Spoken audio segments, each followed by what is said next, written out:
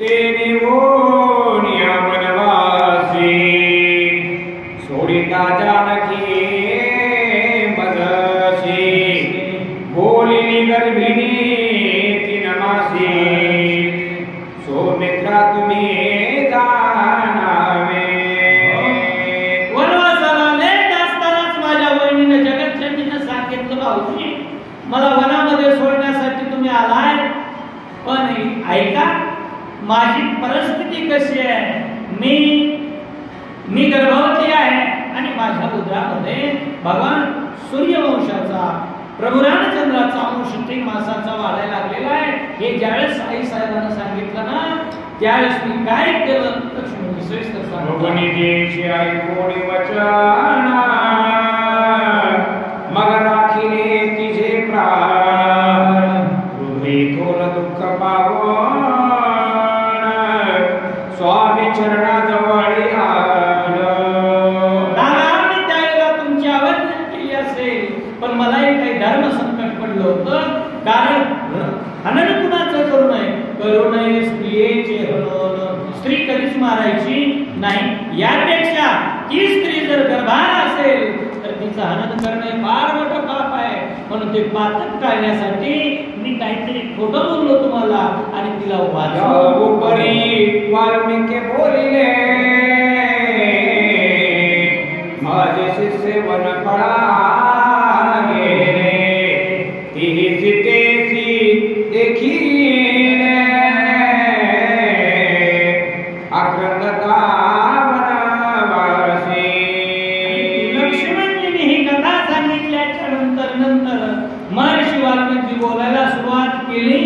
ते म्हणतायत तर प्रभू रामचंद्र ऐका, माझा जो शिष्य समुदाय होता तो वनाच्या ठिकाणी वनफळ आणण्यासाठी गेलेला, कंदमुळ आणायला गेलेला. त्यांनी एक स्त्री आक्रंद करताना रडत असताना पाहिली. पुढं काय झालं. तदुपरी आश्रमा अनेने आम्ही जानकी ओळखिले सगळेची मज बोलली म्हणे मुनी मी गर्भवती. वनामध्ये एकाची असताना ते स्त्री रुदन करू लागली, रडायला लागलेली. आम्हाला एक माहित आहे काय, विनाश्रयन शोभन होते. काय लता वनिता पंडिता. वेल सुद्धा आश्रयाशिवाय शोभत नाही, पंडित सुद्धा विनाश्रयाचा शोभत नाही. आणि एखादी वनिता म्हणजे स्त्री, तिला जर कोणी आश्रय देणारा जर नसेल ना, तिला आश्रय देणारा कोणीतरी असावा. म्हणून त्या सीतेला श्रमे पूर्ण दिवसा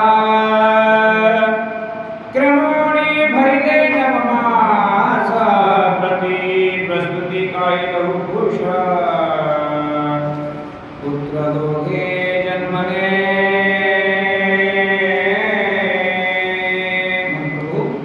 माझ्या आश्रमाच्या ठिकाणी आल्याच्या नंतर कोणची कन्याप्रमाणे त्या सीतेचा सांभाळ केला. नवे 9 मास त्या ठिकाणी दिवस पडल्याच्या नंतर माझ्याच आश्रमामध्ये लव आणि कुश नावाची ही दोन्ही मुलं जन्मली. आणि म्हणून प्रभू रामचंद्र हे जानकीचे कुमार आहे, तुमचे नंदन आहे.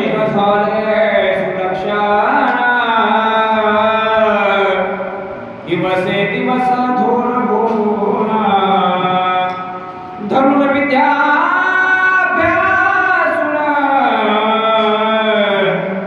सीते सहित होते ते.